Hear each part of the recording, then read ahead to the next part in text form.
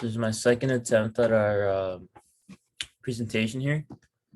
So my name is Leonel Sanchez. My photographer's name is Edward Weston.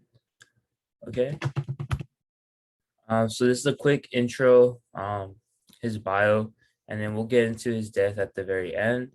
So he initially is from Illinois.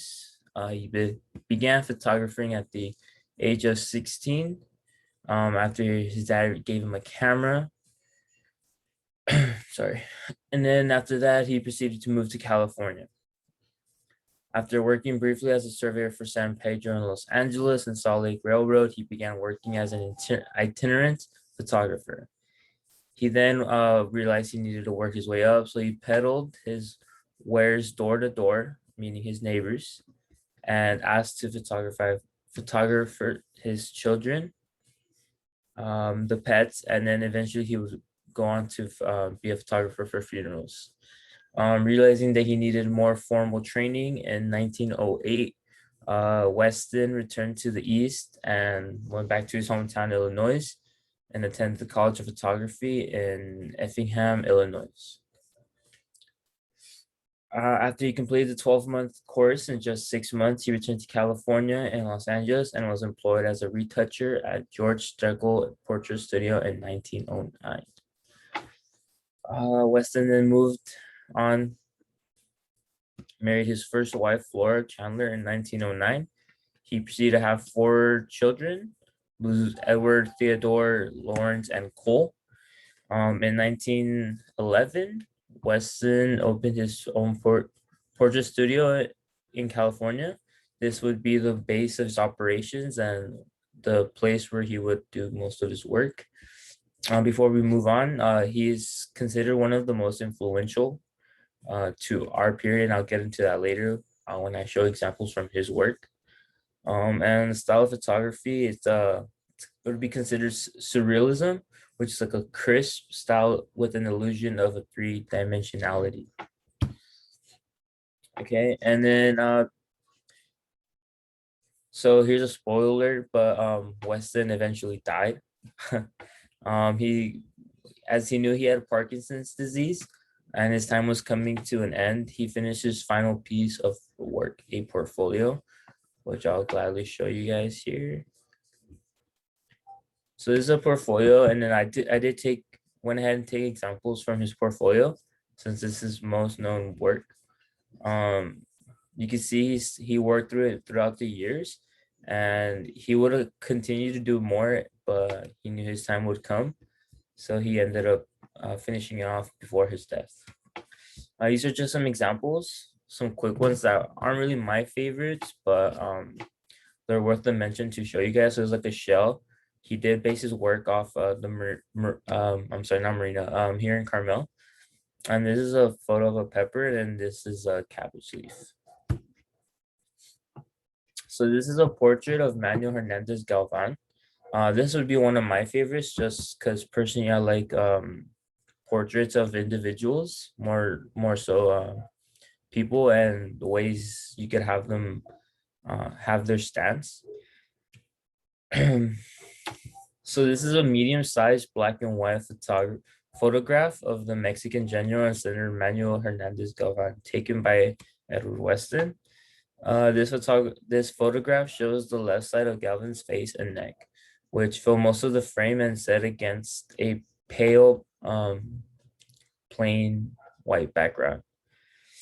The close-up is the compositional and the sharp focus of the face, and its expression lend the image a psychology intensity. I know this was taken in Mexico as I did some research. This was one of the Mr. Weston's expeditions, and as he did an expedition, he would photograph from time to time. Although I need to do more research on how him and Manuel Hernandez met.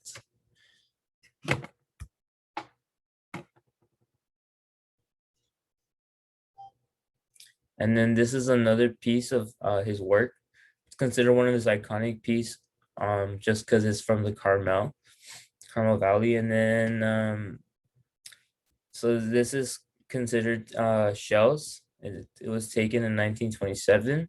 It is a medium-sized black and white photograph taken by Edward Weston. The This basically shows the combined shells that are set against the plain and dark background, kind of the opposite towards Manuel Hernandez Galvan. And their pale tones mean that they shine brightly against it, right? You see here, so the shine. Their curves appear to blend from one abstract form, although the top of the composition and the shell curves forward, giving the overall shape a seahorse-like organic quality. The bottom of the form is also curved, and the surface on which it resets is slightly convex, such as the shell shape appears precautiously balanced right here. Weston took this photograph in his studio in Glendale, California. To do so, he carefully placed two shells into position and the photographed them using a long exposure time of several hours. There's a process that led to intensity contrast between light and shadow of the image. This is considered an example of pure and straight style that characterizes Weston's style of life photographs. These terms first emerged in 1980, which is considered why he is one of the most influential. And is basically to refer to a photographic approach that prioritizes high contrast, sharp focus, and an emphasis on the formal qualities of the subject as opposed to the pictorial tradition, in which subjects were photographically manipulated through soft focus, cropping, and composition image techniques. And then as we reach the end, this is death of Edward Weston. As I mentioned before, he passed from Parkinson's disease in 1946 and in 1948.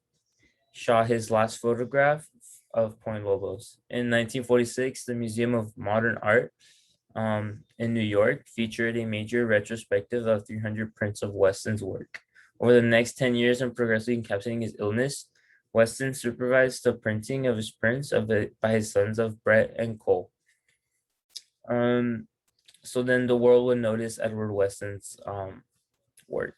In 1956, paying tribute to his remarkable accomplishments in American photography. Edward Weston died on January 1st, 1958 at his home, Wildcat, in Carmel, California. His ashes were scattered into the Pacific Ocean at Pebbly Beach at Point Lobos. As to Parkinson's disease, he began experiencing the symptoms in 1946. And that is the life and my presentation on Edward Weston. Thank you.